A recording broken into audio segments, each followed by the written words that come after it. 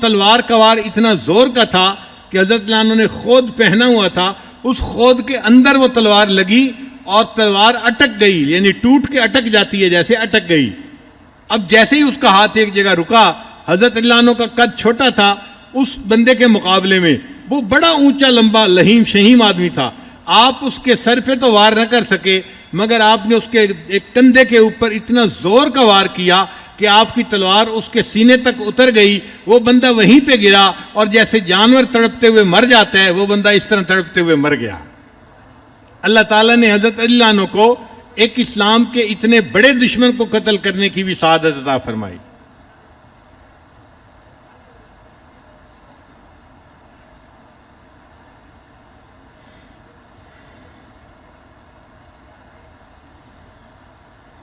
غزوہ تبوک میں نبی علیہ السلام نے حضرت علی عنہ کو اپنے پیچھے مدینے کا ذمہ دار متعین فرمایا، امیر متعین فرمایا، علی تم مدینہ میں ٹھہرو اور یہاں کی نگرانی کرو، میں غزوے کے لیے تبوک جا رہا ہوں۔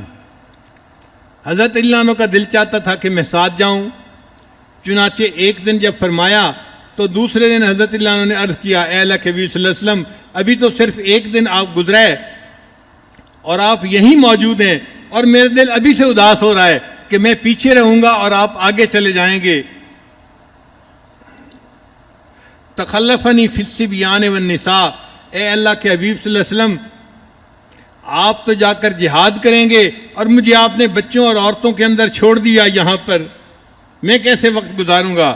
تو نبی علیہ السلام نے فرمایا، ان تکون منی بمنزلۃ ہارون من موسیٰ غیر انہ نبی بعدی، کہ علی تم میرے لیے اس طرح ہو جیسے موسیٰ علیہ السلام کے ساتھ ہارون علیہ السلام تھے، فرق یہ ہے کہ میرے بعد کوئی نبی نہیں آئے گا، اور حضرت ہارون علیہ السلام تو نبی تھے، لیکن جو تعلق ہارون علیہ السلام کا موسیٰ علیہ السلام کے ساتھ تھا وہ تعلق تمہارا میرے ساتھ ہے۔ اب یہ جو الفاظ ہیں نا کہ تم میرے لیے ایسے ہو جیسے ہارون موسیٰ علیہ السلام کے لیے تھے، ان الفاظ میں حضرت علی عنہ کی عظمت سامنے آتی ہے کہ اللہ تعالیٰ نے ان کو نبی علیہ السلام کے ساتھ کیا قرب عطا کیا تھا۔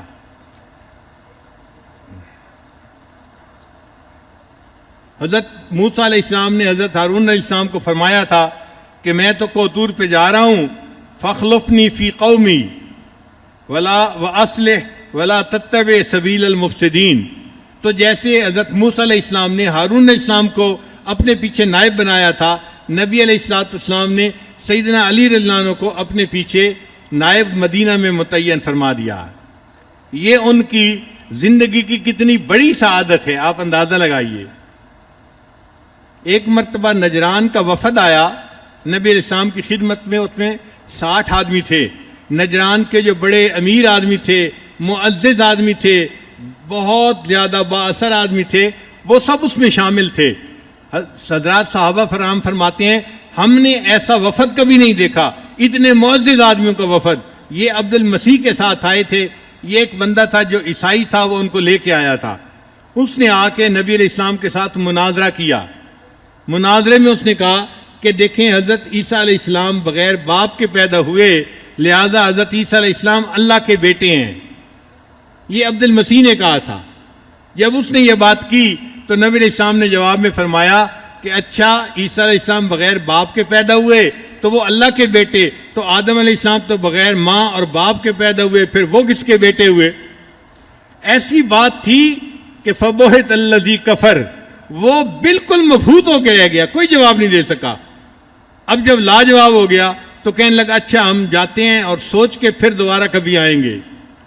اللہ تعالیٰ نے اپنے حبیب صلی اللہ علیہ وسلم کو وحی فرما دی، میرے محبوب صلی اللہ علیہ وسلم ان کو یہاں سے ایسے ہی نہ جانے دیں، بلکہ ان کو مبالغے کی دعوت دیں تاکہ حق اور باطل واضح ہو جائے۔ چنانچہ قرآن مجید کی آیات اتریں کہ ندعو ابناءنا و ابناءکم و نساءنا و نساءکم و انفسنا و انفسکم ثم نبتہل فنجعل لعنت اللہ علی الکافرین۔ تو نبی علیہ السلام نے جب ان کو مبالغہ کی دعوت دی تو نبی علیہ السلام اپنے گھر والوں کو لے کر نکلے۔ اب ان گھر والوں میں کون تھے؟ حضرت علی رضی اللہ تعالیٰ عنہ، سیدہ فاطمہ الزہرا رضی اللہ تعالیٰ عنہا، اور سیدنا حسن اور حسین حسنین کریمین وہ بھی ساتھ تھے۔ حدیث میں آتا ہے کہ نبی علیہ السلام نے ان سب کو اپنے پاس اکٹھا کر کے فرمایا اللہم ہؤلاء اہلی، اے اللہ یہ میرے اہل ہیں۔ اور پھر آپ ان کافروں کے پاس آئے اور فرمایا کہ دیکھو میں اپنے گھر والوں کو لے کے آ گیا ہوں، اب تم بھی میرے سامنے آؤ اور ہم ایک دوسرے کے ساتھ مبالہ کرتے ہیں۔ مگر کفر کے اندر طاقت نہیں ہوتی، اس نے پھر بہانہ بنایا نہیں ہم مبالہ پھر کبھی کریں گے، اور بہانہ بنا کر وہ وہاں سے فرار ہو گئے۔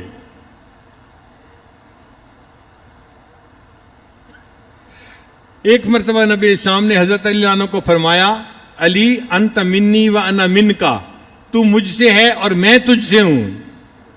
بتانے کا مقصد یہ تھا کہ میرا اور تیرا رشتہ اتنا گہرا ہے کہ وی آر سیم بلڈ۔ آج کے دور میں کہتے ہیں وی آر سیم بلڈ، ہم ایک خون ہیں۔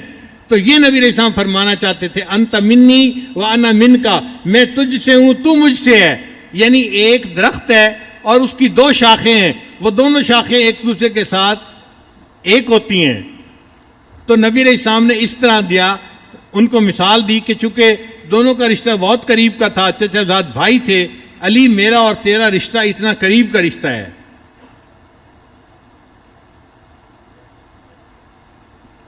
چنانچہ جب نبی علیہ السلام مدینہ طیبہ پہنچے تو آپ صلی اللہ علیہ وسلم نے مہاجرین کو سیٹل کرنا تھا۔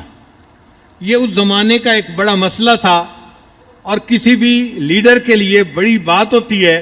ہزاروں آدمی ہجرت کر کے آئیں تو ان کو کہاں سیٹل کیا جائے، ان کے لیے خیمہ بستی بنائیں، ان کو کس پر بوجھ بنائیں، ان کے کام کاروبار کا کیا بنے گا، یہ ایک بڑا کام تھا۔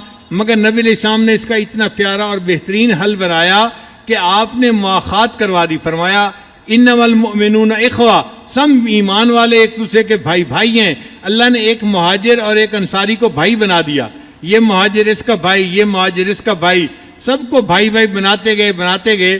اور مہاجرین کو ان انصار نے اس طرح بھائی بنایا کہ ایک انصاری کے ہاں 2 باغ تھے، انہوں نے مہاجر کو کہا کہ 2 میں سے ایک باغ تم پسند کر لو، ایک باغ میں لے لوں گا، تمہارا بھی گزارا ہو جائے گا، میرا بھی گزارا ہو جائے گا۔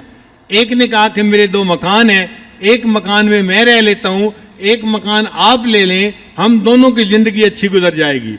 ایک مہاجر بھائی نے تو یہاں تک کہا، ایک انصار بھائی نے، کہ دیکھو میری 2 بیوی ہیں، ان میں سے جو تمہیں پسند آتی ہے میں اس کو طلاق دے کے فارغ کر دیتا ہوں، تم اس کے ساتھ نکاح کر لو، تمہیں بھی بیوی مل جائے گی اور مجھے بھی ایک بیوی خدمت کے لیے مل جائے گی، اور ہم دونوں بھائی اس طرح ایک دوسرے کے ساتھ مل کر گزارا کریں گے۔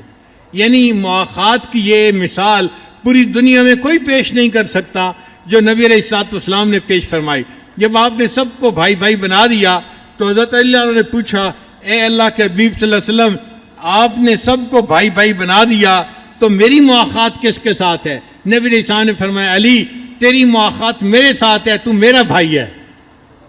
اب حضرت علی عنہ کی یہ سعادت تھی کہ اللہ کے حبیب صلی اللہ علیہ وسلم نے مواخات میں ان کو اپنا بھائی فرمایا۔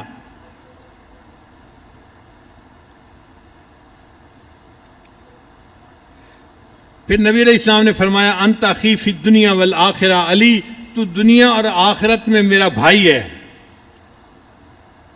ایک حدیث میں نبی علیہ السلام نے فرمایا لا یحبنی الا مومن ولا یبغضنی الا منافق، علی تجھ سے محبت نہیں کر سکتا مگر وہی جو مومن ہوگا، اور تجھ سے وہی بندہ بغض رکھے گا جو منافق ہوگا۔ صحابہ کرام کہتے ہیں کہ نبی علیہ السلام کی اس حدیث کی وجہ سے ہم دیکھا کرتے تھے جس بندے کے دل میں حضرت علی کی محبت ہوا کرتی تھی ہم اسے مومن سمجھتے تھے، جس کے دل میں اعتراض ہوتے تھے ہم اس کو منافق سمجھا کرتے تھے۔ الحمدللہ آج اہل سنت والجماعت کے جتنے حضرات ہیں سب حضرت علی عنہ سے بے پناہ محبت کرتے ہیں، خلفائے راشدین چاروں حضرات سے بے پناہ محبت کرتے ہیں۔